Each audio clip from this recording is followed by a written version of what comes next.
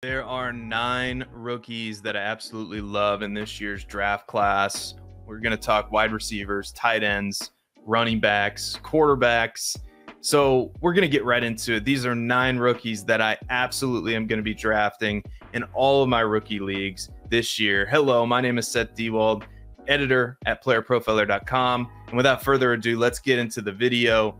And this goes without saying, maybe, but Caleb Williams, if you have the 101 in a Superflex format, this evaluation is simple. Caleb Williams is far and away the best quarterback in this draft class. He does everything well. His mechanics are sound. He can throw from a variety of arm angles. He can manipulate the pocket and looks to pass first, but he can scramble when he needs to and does so extremely well. I mean, he's very well built as a quarterback. Like, just look at his lower body. He's built like a brick shit house.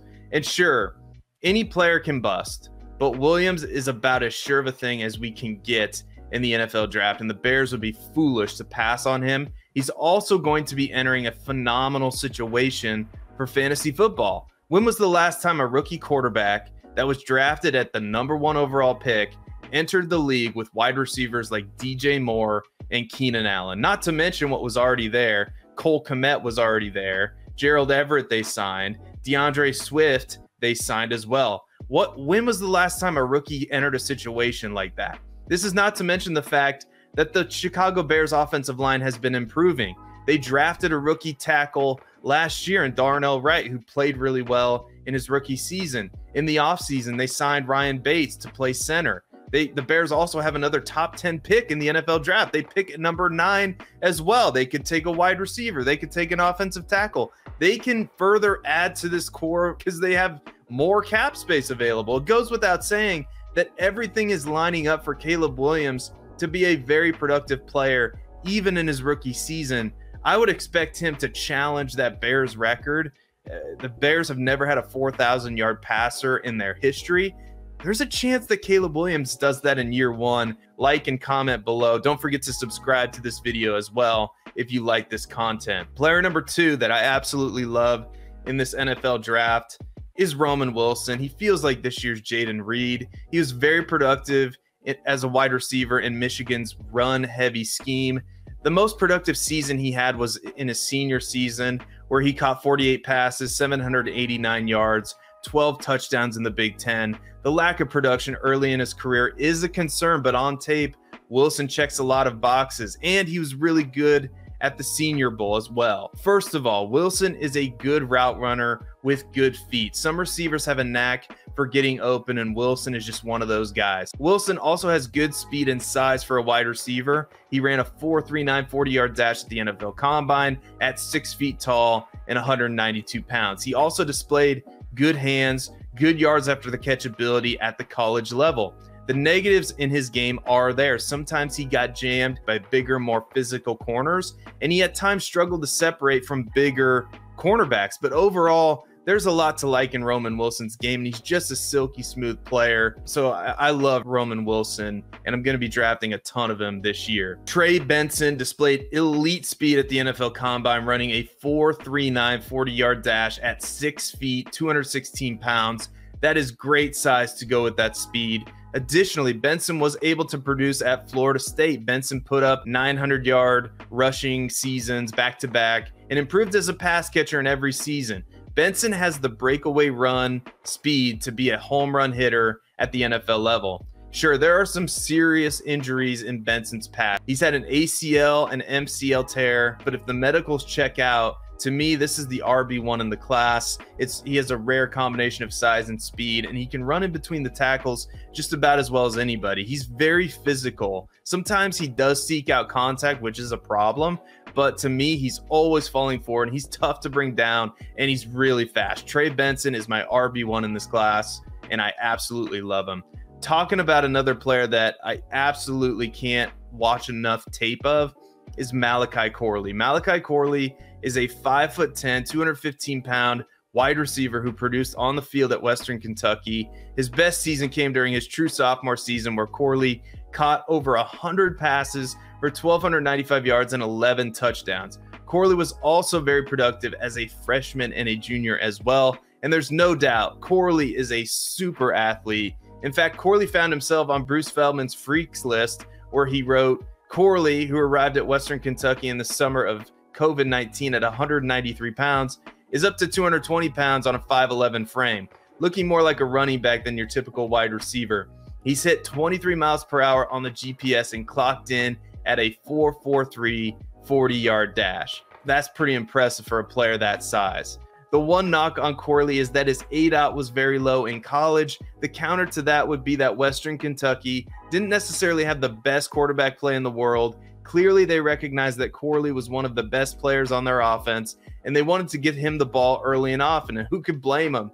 This has caused many to compare him to Deebo Samuel. I feel like that's just too easy of a comp. To me, he looks like Antonio Brown with the ball in his hands, a little bit like bigger, but Antonio, just watch him play, like after the catch, it reminds me of a combination of Deebo Samuel, Antonio Brown. As with any prospect, draft capital situation are going to matter, but Corley is a truly special athlete who has a ton of skills that translate to the NFL level. Absolutely love this prospect. Another wide receiver that I can't get enough of is Jermaine Burton. I like the fact that Burton was productive in every single season in college. He started his college career with the Georgia Bulldogs before transferring to Alabama. Burton never finished a season with lower than 400 receiving yards with Alabama. With Georgia, he never finished with lower than 400 receiving yards, even as a freshman. Throw in the fact that Burton has good size at 6 feet tall, 196 pounds, ran a 4.45 40-yard dash at the combine.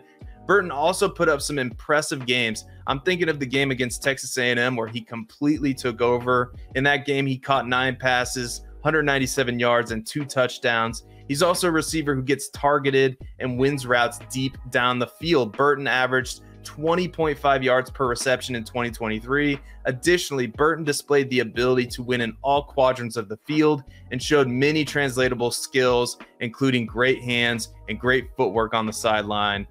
Jermaine Burton is underrated. Let's do it. Let's talk Ladd McConkey.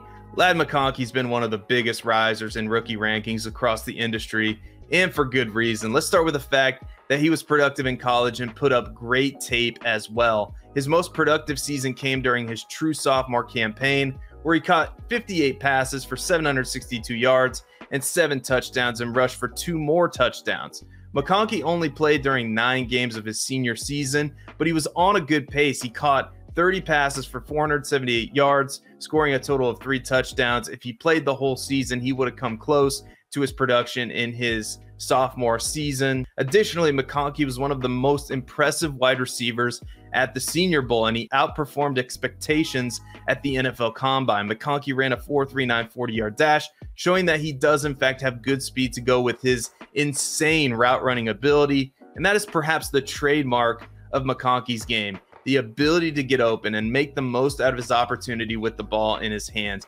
His route running is, simply put, unbelievable. He's one of the best route runners in this class. There are already rumors that McConkey will be drafted in round 1 of the NFL draft, but he will not fall further, in my opinion, than the middle of round 2.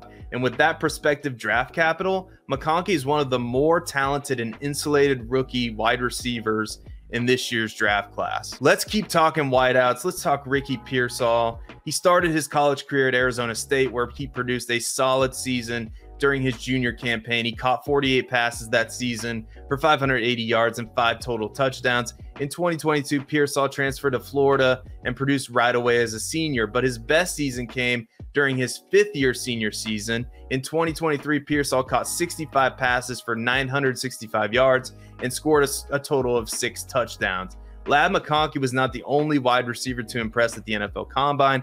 Pearsall ran a 4.41 40-yard dash and performed well in the on-field drills, according to many analysts. Sometimes he gets jammed at the line of scrimmage by more physical cornerbacks, but Pearsall has a knack for getting open and displays good hands, great footwork, route running to go with his good run after the catch ability. So don't be surprised when Pearsall gets selected on day 2 of the NFL draft, way earlier than a lot of people expect him to be drafted. Let's shift to the tight end position. Let's talk a little Theo Johnson. Theo Johnson is a massive human being. He is 6'6", weighed in at 259 pounds at the NFL Combine. Johnson also performed very well at the NFL Combine. He ran the second best 40-yard dash time amongst tight ends, 4.57, tied for first among tight ends in the 10-yard split.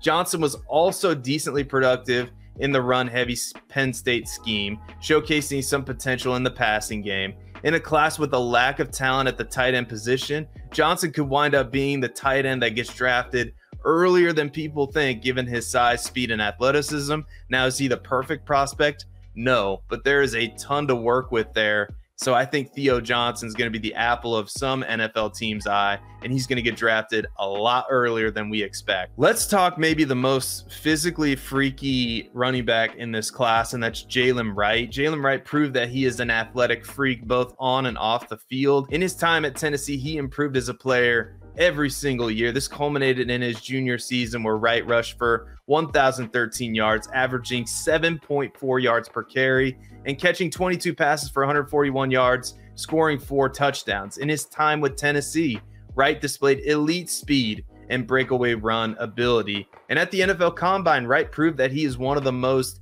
athletic running backs in this year's class. Wright ranks second amongst running backs in the 40-yard dash time and first in the broad jump. There's little doubt that Jaylen Wright has the ability to be a good running back at the NFL level. He runs hard, and he's physical, and he's fast, and he proved that he can add weight and still maintain his speed.